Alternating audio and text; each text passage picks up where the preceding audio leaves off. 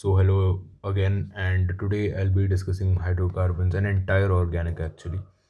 To my best extent, I'll be trying to read all of the organic NCRTs and let you know anything that is out of the ordinary. Let's start. So yeah, the first paragraph is only filled with full information that we need. For example, LNG, PNG, LPG, full form like compressed natural gas, liquefied natural gas, and liquefied petroleum gas. And we also know that we have to remember this. I guess coal gas is obtained by the destructive distillation of coal. Okay, and natural gas is found in the upper strata during drilling of oil wells. And yep, that's all for this. And they've given the uses of hydrocarbons such as manufacture of polymers, polyethylene, polypropylene, polystyrene, and manufacture of dyes and drugs. So yeah. So one thing that is mentioned here that almost everybody knows is that methane and alkanes are called paraffins. Okay. So one more thing that's useful here is that 154 p.m. and 112 p.m. is the length of CSE and CS bonds, as we guys know. And I'm going to be skipping entire of nomenclature because it's obvious. Even the drawing of it, I'm going to be skipping.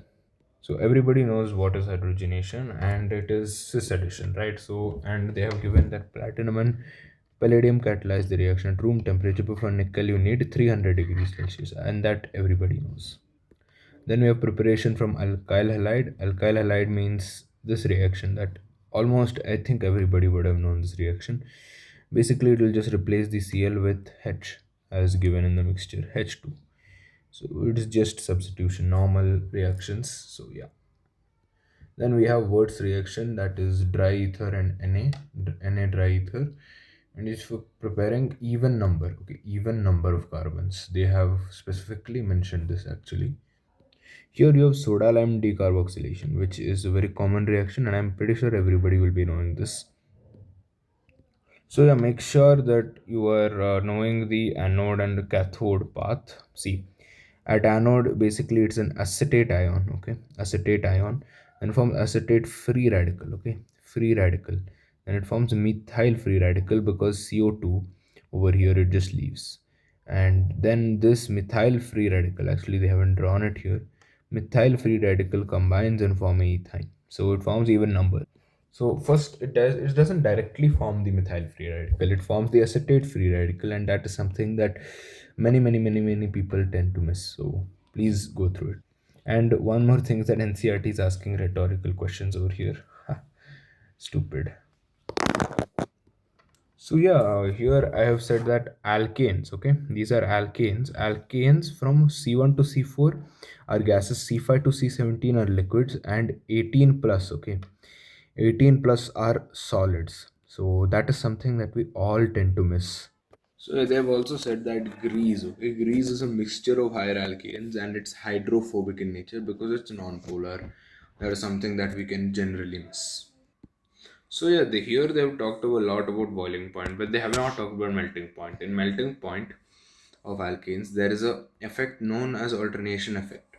As you guys see, methane has 90, but ethane shoots up to 100. But then propane shoots back down to 85. Then again it increases. So it's like a W shape actually. Propane is 85. Butane is little again high. Then propane, what do you say? We go to pentane, right? Pentane again increases. Like it's some weird order. So make sure you have your eyes on this. I'm just going to be marking the stuff that is useful for us. And one thing that everybody tends to miss is that ecosane is actually the 20th homologue of an alkane. So you can say that these first three are like the exceptionals. Then it follows a steady increase. So watch out over here, okay? Halogenation, we've only learned, we have learned that it takes place in H mu, meaning light, right? But it takes place also in higher temperature, like 573 degrees. So as you guys can see that presence of oxidizing agents, basically fluorination is too violent to be controlled, but iodination is way too slow. So that's why we use presence of oxidizing agents such as HiO3 or HNO3 to produce, the I2 free I2. So yeah, we have to know the propagation initiation steps. Initiation is when you form the chlorine free radical. Then propagation is when chlorine free radical attacks the methane molecule to form methane free radical. Then methyl radical attacks the second molecule of chlorine to form this, which is also part of propagation. This is what, this is the steps that are followed. So they can ask which of the following is a propagation step, and they have asked that before. So here they're talking about how here when you form the product is being formed, but then the radicals are being consumed. That's why it's a termination step. Just make sure you mug up all these reactions. So yeah, here we have incomplete combustion of alkanes, which insufficient amount of air or dioxygen will give carbon black, which is good for manufacture of ink, pink ink, black pigment, and printers. I mean filters. Yep. These four reactions that are over here are the most forgotten reactions in organic. Forgotten. Okay. So first one is O2 with Cu 523 Kelvin and 100 atm, which forms methanol. With MO2O3 and oxygen, it forms methanol. So it's like controlled oxidation. This one is full. You're like cooking it. You're oxidizing it like shit, forming what methanol. Then you're oxidizing like you're oxidizing methane to methanol using MO2O3. Then ethane with CH3COMN. Obviously, you're using an anhydride, so ethanoic acid will be formed. Like that, you can remember. Then now this one is very very important. Ordinarily, alkenes resist oxidation. Okay, but when they have tertiary H atom, it can be oxidized to the corresponding alcohols. Please make sure you mug up the alcohols. And yep, this is the 2-methyl propane. Okay, that is formed. This is because, yeah, this has come in a PYQ also, so please make sure you mug it up. Then isomerization reaction, in this anhydrous aluminum chloride and hydrogen chloride gas. Make sure you read the word gas properly. They'll just form random aromatized products. Then 700 and 773 and 10 to 20 atmospheres will form what? From big chain to a benzene ring or aromatization product. So yeah, this is cyclization, and it's formed because of dehydrogenation. And it's in presence of oxides like vanadium, molybdenum, and chlorine, like chromium. Make sure you mug up this. MO2O3 comes right from here only, so you can remember. So I'm going to emphasize on this reaction again because god damn it, I did not know it. Reaction with steam 1273 Kelvin in presence of nickel catalyst to form carbon monoxide and dihydrogen. This is for industrial preparation of dry hydrogen gas. CO plus H2 is known as water gas actually. And I didn't know we use nickel, bro. Like, on God, I did not know we use nickel. So yeah. Then again, pyrolysis or cracking, we only have one reagent given in NCRT, which is PDPTNI and 973 Kelvin. So yeah, that's it.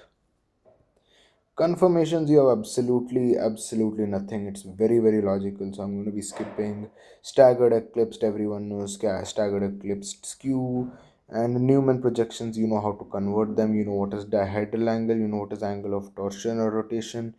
And it's very simple, and relative stability, so we know obviously. So yeah. And we've come to alkenes, which are oil forming. Okay, oil forming. Alkenes are called oil forming.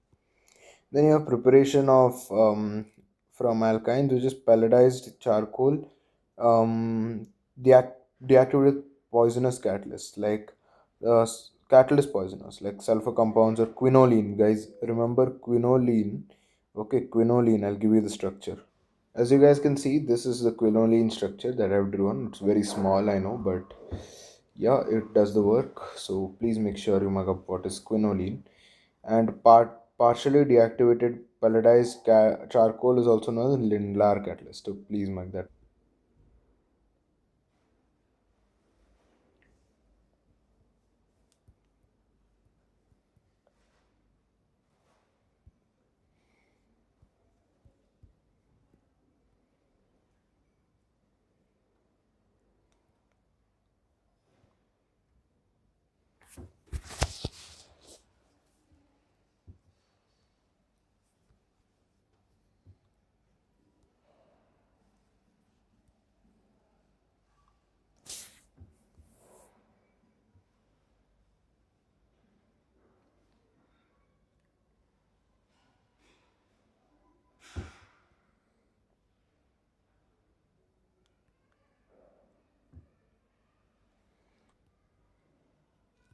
Oh, I think I messed up. I will be cropping the part of the video. But anyways, so here we have vicinal dihalides. Okay. From vicinal dihalides, how can you form? Like basically use Zn. Now the Zn actually, if you guys can remember from Akash's notes, we have this thing like if this is the source project. I mean the what do you say? Whatever projection this is, Newman, I think. So if the BRs are in anti-periplanar, they'll just like leave, and that's how you know whether it forms a cis or trans alkene. One thing that is very confusing here is that they told beta elimination reaction in acidic dehydration, but we know that it undergoes through E1 reaction, right? So this is very weird, but that is something that we might have to know. So here again, first three member there, first four members were there, but first three members are gases. Next 14 are liquids, and the very higher ones are solids. So addition of halogens, iodine does not show addition reaction under normal conditions, obviously. And reddish brown or reddish orange color of bromine solution in carbon tetrachloride is discharged when bromine adds up to an unsaturated site. I'm skipping Markovnikov rule because everybody knows that. But in anti-Markovnikov, one reagent is used that is not seen often. It's usually seen with peroxide, right? And this is also peroxide, but they've just drawn it weirdly. So they're saying that it can be any peroxide. If you extend this structure, you'll have something like this, I think. So yeah, this is also peroxide linkage. So we might have to remember this entire mechanism. So first it undergoes homolysis, forming two, what do you say, benzyl radicals, you could say that, and then after that it again goes through homolysis for the cleave of HBr. So forms Br negative, Br this thing. So then you form the more stable secondary free radical, and that's where you attack Br from. So that's why Br comes in the primary position, and that's why the major product is in the primary position in the case of, what do you say, anything that has a peroxide linkage. It may be noted that peroxide effect is not observed in addition of HCl and HI due to the fact that HCl bond is stronger than HBr bond and HI bond is weaker, and iodine free radicals to combine to form iodine molecules. Okay. One reaction that we always tend to miss that cold concentrated sulfuric acid adds to alkenes in accordance with Markovnikov rule. Okay, Markovnikov rule, which is normal EAS, but your key takeaway from here should be cold concentrated. I'm skipping addition of water, oxidation. Everybody knows that by now. I mean, it's just basic knowledge as of now. Now look at the intermediate of ozonolysis, which we tend to forget. It forms an ozonide, propene ozonoid. Okay, ozonoid, which is like a five-membered cyclic transition state type shit. So, yep. And we use cleavage of it by ZnH2. ZnH2. Now we have polymerization of this thing, alkanes or alkenes. High temperature pressure with a catalyst will form polythene, and then polypropene is formed by multiple propenes. Very basic. They're used for squeeze bottle, refrigerated dishes, TVs. Polypropene, that is used for milk crates, plastic buckets, molded articles, and you just have to go through this, right? So it's not even that deep. Common use of acetylene is used for arc welding purposes in the form of oxyacetylene flame, which is used by mixing oxygen and acetylene gas. Then your preparation of it from calcium carbide, which you also tend to forget. You form calcium carbide by mixing, you form CaO first, CaO forms CaC2, CaC2 forms COH twice, which also gives you ethine, right? Correct. I'm skipping preparation of vicinal dihalides, everybody knows that. So they're same as alkenes. First three members are gases, eight are liquids, and higher ones are solid. But in alkenes, there are 14, right? Correct. So ethine has characteristic odor, but all other are odorless. That is something that they might ask. Their melting point, boiling point, and density increases with increase in molar mass. Everybody knows this polar shit, so I'm not going through that. Then you know why it's acidic, right? Like it's really basic. I don't want to read all these paragraphs as well. They look like they don't have much stuff in them, so then I don't really have to go through addition reactions and formation of vinylic cations. This is just what you say, Kucherov reaction, very basic reaction. Maybe mechanism might be required, but I mean, they told isomerization, but this is tautomerization. I haven't told that specifically, but let's just remember it as tautomerization. So, yeah, polymer like polyacetylene or polyethylene conducts electricity. Cyclic polymerization of ethine can also occur. Okay, ethine can occur like this, like this, like this, in the presence of red hot iron tubes. Now, you have aromatic compounds, which are also known as arenes. Okay, aromatic hydrocarbon. Very easy stuff. Benzenoid, non-benzenoid, that we all know. What are the common names that also we know? Xylene, metaxylene, paraxylene, two CH3s basically. Benzene structure.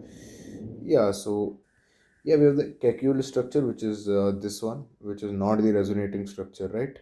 He told there are two isomeric 1, 2 dibromobenzenes. In one of them, the bromine atoms are attached to doubly bonded carbon atoms. So basically, it's all useless shit. So he's just trying to, make benzene or some shit. You guys know the entire, um, what do you call it? The electron cloud, electron pi orbital, unhybridized pi orbitals making this thing, making the pi bonds over here. Okay, and that is all okay, I guess. Electron cloud diagram, this is all fine. I don't need to read that. So one data that you might have to mug up is the bond length of benzene. Bond length of benzene is 139 picometers. Hakel rule everybody knows, but make sure you guys mug up this compound called phenanthrene. It is something that we tend to forget. Then preparation of benzene, there are thousands of ways, but you have decarboxylation of aromatic acids, reduction of phenol. This also we tend to forget. ZN car reaction. So, as you guys know, might have forgotten that they are immiscible with water and readily miscible with organic solvents, and they burn with a sooty flame. They burn with a sooty flame. This has been asked trillions of times. Now, nitration takes place in nitrating mixture in 323 to 333 Kelvin. Sulfonation, that everybody knows. Halogenation, though, it's taken place. Make sure you read these reagents, okay? FeCl3, FeBr3, or AlCl3. All of these three reagents cause the chlorobenzene formation. Sulfonation is caused by oleum, okay? Oleum is H2S2O7, or it's also called a fuming sulfuric acid. FCA to everybody knows, I'm pretty sure at this point, anhydrous aluminum chloride. Okay, and yeah, that's all. Acetylation, acylation, both are possible, and they have given the logic for all. But basically, with if you take six of these Cl2s and if you put in a dark and cold condition, you'll get hexachlorobenzene. Okay, hexachlorobenzene. This is not gamaxene. So we all know electrophilic substitution, aromatic substitution key um, mechanism. It's given in Akash sir notes. Please make sure to go through it. It's very simple and okay. We can see here that under high temperature and or pressure, in the presence of a nickel catalyst, hydrogenation of benzene gives cyclohexane. It gives cyclohexane. Then ultraviolet light. Okay, ultraviolet light. Three chlorine molecules add up to benzene to produce hexachloride. P6H6Cl6, C6H6Cl6, which is also called gamaxene or benzene hexachloride. So hexachlorobenzene is different, benzene hexachloride is different. Combustion, it I know I told you it produces sooty flame when burning, which is producing CO2 and H2O. I'm skipping directive influence because it's very easy to know what is meta directing, ortho directing. Then carcinogenicity and toxicity. Basically, when there is two benzene rings fused together and they are called toxic and cancer producing. Now, it need not be benzene, it could be any polynuclear hydrocarbon as well. Basically, it would have two adjacent aromatic rings, that's all. And they enter into human body, finally damage DNA and cause cancer. And they have given some of these, like, they are caused by the income, remember this, they are caused by the incomplete combustion of organic materials like tobacco, coal, and petroleum. So thank you for watching the video. I think the chapter ends over here.